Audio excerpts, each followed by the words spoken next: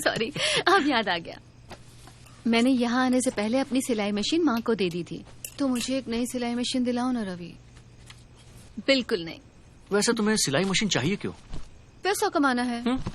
छी, जो आदमी बीवी की कमाई खाता है वो मर्द नहीं हो सकता। जो आदमी बीवी की कमाई खाता है वो मर्द नहीं हो सकता। हेलो दोस्तों, मैं हूं अखिलेश और आप देख रहे हैं अखिलॉजी। दोस्तों, मैंने फिल्म देखी अम्मू, और पूरी फिल्म देखने के बाद मैं सिर्फ इतना ही कहूंगा, अच्छी बीवी किस्मत से मिलती है। पिछले जन्म में जरूर अच्छे कर्म किए होंगे तुमने, तभी तो ऊपर वाले ने तुम्हें इतनी अच्छी बीवी दी है। लेकिन मेरी किस्मत इतनी अच्छी नहीं है।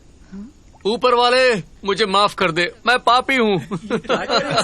दोस्तों, पतियों द्वारा पत्नी पर हिंसा बहुत सारी फिल्में बनी हुई हैं।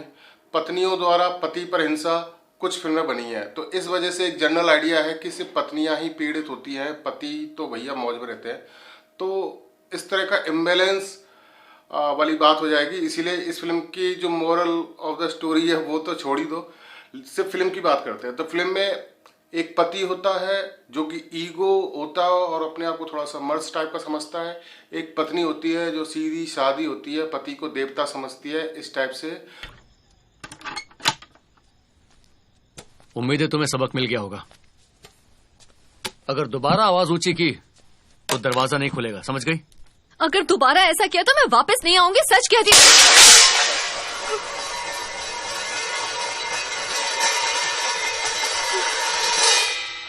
और जब पहली बार पति उसको थप्पड़ मारता है तो उस महिला का, उस पत्नी का ईगो हर्ट होता है, और फिर वही पुरानी पीढ़ी और नई पीढ़ी का एक कॉन्फ्लिक्शन आता है कि कैसे कॉम्प्रोमाइज करके हम रिश्ते को आगे बढ़ा सकते हैं। पति पत्नी में तो लड़ाई होती रहती है वगैरह वगैरह।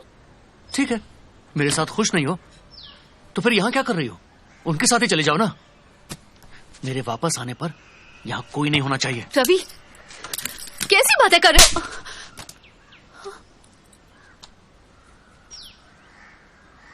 लेकिन पति इसको कमजोरी समझ बैठता है कि पत्नी कुछ नहीं करेगी, बेचारी सहन करती ही रहेगी, और उसके अत्याचार बढ़ते रहते हैं। तो यहाँ तक फिल्म देखने में मजा आता है। इंटरवल पे एक पॉइंट ऐसा आता है जैसा लगता है कि अब पत्नी बदला लेगी, रिवेंज लेगी।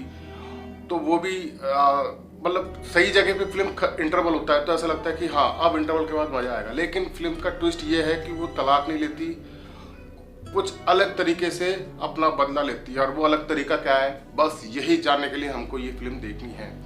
तो फिल्म, चाहे आप बहुत सारी फिल्म देखते हो और चाहे बहुत कम फिल्म देखते हो, ये फिल्म पसंद आने वाली है। उसका कारण है फिल्म की ईमानदारी। ईमानदारी स्टोरी वाइज नहीं कह रहा हूँ मैं, ईमानदारी कह रहा हूँ एक्टिंग वाइज। इस फिल्म में जितने लोगों ने काम किया उनका परफॉर्मेंस इतना रियल है, इतना टची है कि ऐसा लगेगा कि उन्होंने दिल से एक्टिंग की है। जो भी कैरेक्टर उनको मिले हैं वो एकदम फील करके उस कैरेक्टर को उन्होंने पर्दे पे निभाया है।